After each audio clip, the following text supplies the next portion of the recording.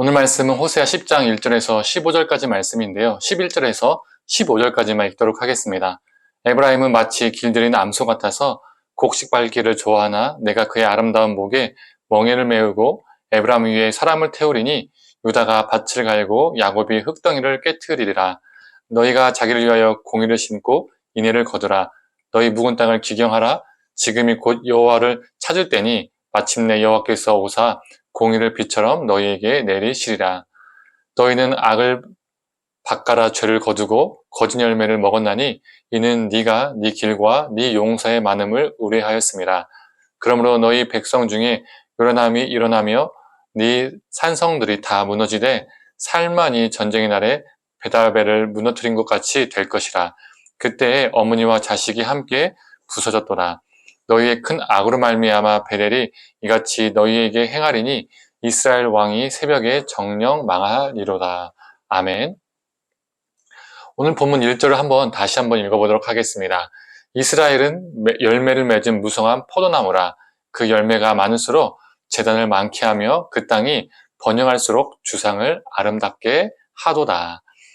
1절이 무엇을 말하고 있습니까? 포도나무가 많을수록 재단을 쌓고 또 번영할수록 우상들의 돌기둥을 아름답게 한다고 말합니다. 즉 부유해질수록 우상 숭배에 더 몰두하고 있는 이스라엘의 모습을 고발하고 있습니다.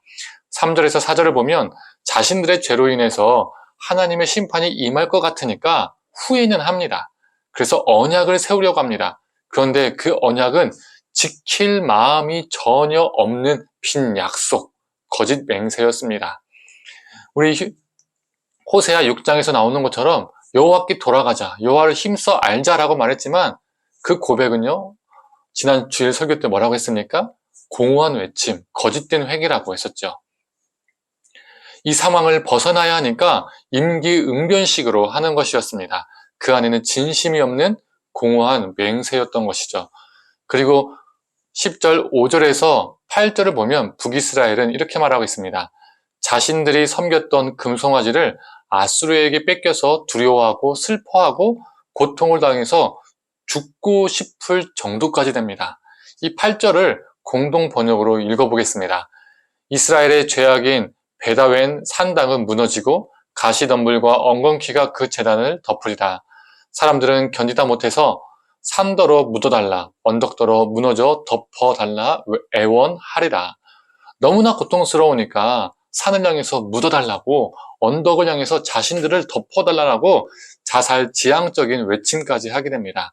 이처럼 그동안에 의지하고 의존했던 우상들이 심판의 순간에는 북이스라엘을 도와주는 것이 아니라 북이스라엘에게 수치를 안겨줄 것이라고 경고하고 있는 것이죠. 이렇게 심판을 받게 된 이유가 무엇입니까? 여호와 하나님을 버리고 우상을 숭배했기 때문입니다. 그리고 하나님의 정의와 사랑을 버렸기 때문이죠. 13절 한번 읽어보겠습니다. 너희는 악을 밭갈아 죄를 거두고 거짓 열매를 먹었나니 이는 네가 네 길과 네 용사의 많음을 의뢰하였습니다. 밭을 갈아서 악을 심었고 또 죄를 거두어서 거짓 열매를 먹었다라고 말합니다.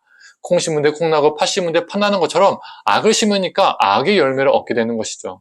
이들이 이렇게 행동한 원인이 13절 후반에서 말해주고 있습니다. 13절 후반을 다시 한번 읽어보겠습니다. 이는 네가 네 길과 네 용사의 많음을 의뢰하였습니다.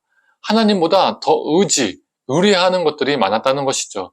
그것들이 자신들을 지켜줄 것이라고 믿으니까 하나님을 가볍게 여기고 그것들을 숭배하고 악을 심고 악을 거두는 삶, 악을 먹는 삶, 하나님의 사랑과 정의를 잃어버린 삶을 살았습니다. 그런데 12절은 무엇이라 말하고 있습니까? 읽어보겠습니다. 너희가 자기를 위하여 공의를 심고 인애를 거두라. 너희 묵은 땅을 기경하라. 지금이 곧 여호와를 찾을 때니 마침내 여호와께서 오사 공의를 비처럼 너희에게 내리시리라. 표준 세번역으로도 한번 읽어보겠습니다. 정의를 뿌리고 사랑의 열매를 거두어라. 지금은 너희가 주를 찾을 때이다. 묵은 땅을 갈아엎어라. 나 주가 너희에게 가서 정의를 비처럼 내려주겠다. 우리는 보통 이 정의와 사랑이 다른 것이라 많이 생각하죠. 상반된 개념이라고 생각합니다. 그러나 이 정의와 공의는 째데크, 미슈파트죠. 째데크는 형제해, 또 미시파트는 그 형제가 잘 이 사회에 반영되도록 발휘되도록 하는 사법제도입니다. 이 정의와 공의도 결국에는 형제의 사랑에 근간하죠. 그래서 정의를 뿌리고 심었더니 무엇이 열매 맺었습니까? 사랑이 열매 맺었다고 말하고 있죠. 그런데 이스라엘이 우상을 숭배하고 우상을 통해서 풍요와 부를 쫓고 그 풍요를 위해서 약자들을 괴롭혔기 때문에 그 땅의 정의와 사랑이 상실되었습니다. 그래서 하나님께서 이스라엘을 향해서 죄를 뿌리고 심는 것이 아니라 주님을 찾고 묵은 땅을 갈아엎어서 정의를 뿌리고 사랑을 거두라라고 말씀하신 것이죠. 그러면 정의를 비처럼 내려주시겠다라고 약속하셨습니다. 그러나 그들은 그렇게 하지 않았습니다. 성도님들, 오늘 우리는 어떤 씨앗을 뿌리고 어떤 열매를 거두고 사는가 한번 질문을 던져보았으면 좋겠습니다. 정의를 심고 사랑을 거두고 있는 삶을 살고 있는 것인지, 아니면 헛된 것을 쫓아서 악을 심고 죄를 거두고 있는지 돌아보았으면 좋겠습니다.